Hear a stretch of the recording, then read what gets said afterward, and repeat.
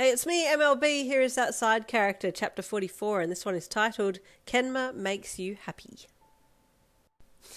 Yeah, you giggled. I did that so carefully, huh? Yeah, he said, climbing over carefully and then stopping beside you as he helped you up. It was actually pretty comfy lying on the grass, so you just lay there and smiled to his outstretched hand. Lay down, it's nice here, you said invitingly. He gave you a look of, really? Haul my ass down on the ground to lie there for no reason. Look. Come on, you cajoled to his look. It's really nice. Everything looks so different from this angle. Is that what ants see? Kenma dropped his bag off his shoulder and then sat down next to you, so you patted the ground beside you. Lie down, you said to him, and he finally did, placing his head next to yours on the grass. It's nice, right? You asked Kenma as you turned your head in the grass to look at him. His half-dyed hair had fallen off his face, and you could clearly see his features as you lay there together. From his chiselled cheekbones to his lips, then to his keen eyes that were watching the clouds go by, he looked the picture of perfection. Yeah, he said softly, turning his head to look back at you.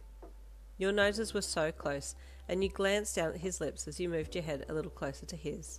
Your lips touched, then your mouths opened and connected, locking your lips together as you lay there. Keeping your mouths together, you rolled onto your side, and so did he, your lips breaking momentarily before you came back in for another kiss. As you got more comfortable with your mouths open and connecting, your tongues got a little involved too. At first it was just the tips of your tongues touching, and then it was a little more, and before long you were kissing deeply. You felt funny little tingles in your tummy, and Kenma felt something too, pulling back from the kiss and sitting up. What is it? You asked, popping yourself up on one elbow, looking at him with a concerned curiosity. Nothing, he mumbled, hanging his head to hide his embarrassed expression. You sure? You asked, feeling like something was wrong. Yeah, it's fine, he replied, sitting there for a minute, waiting until he'd calmed down a bit before standing up. Are you okay with the team knowing that we're going out? You asked him, wondering if that was what had caused him to pull back all of a sudden.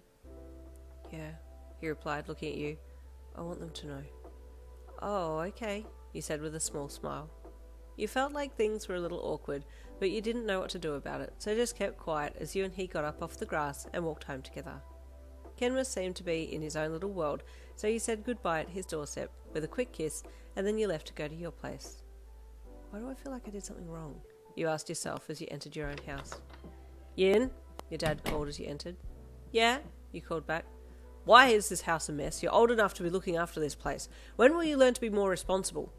He asked in an angered tone, bombarding you with negativity the minute that you stepped through the door. Sorry, you parroted. It was the only thing that you could say in times like these.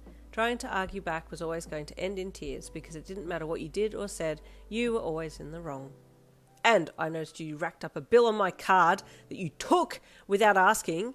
You'll be paying me back for that, he snapped, walking out from the lounge room. Oh, yeah, sorry, You are the most irresponsible, useless child. Other kids your age are earning enough to sustain themselves, and what are you doing? Wasting my money and trashing the house.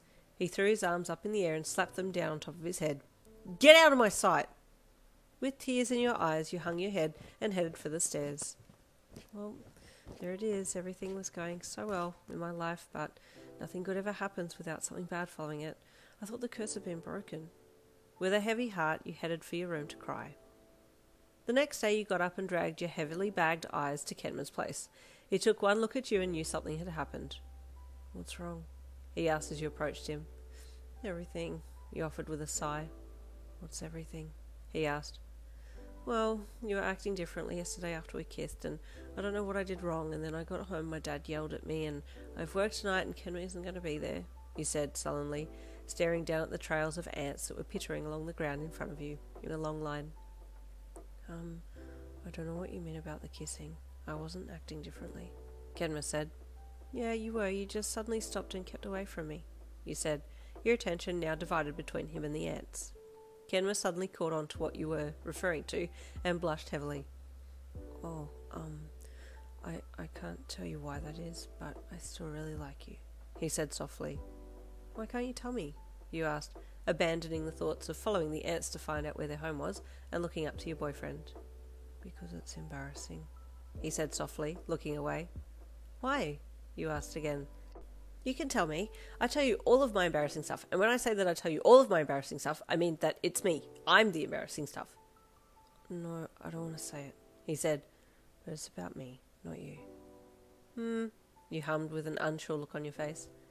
Okay, but will you tell me at some point? He thought for a second and then nodded and you relaxed a little. Okay, good, you said.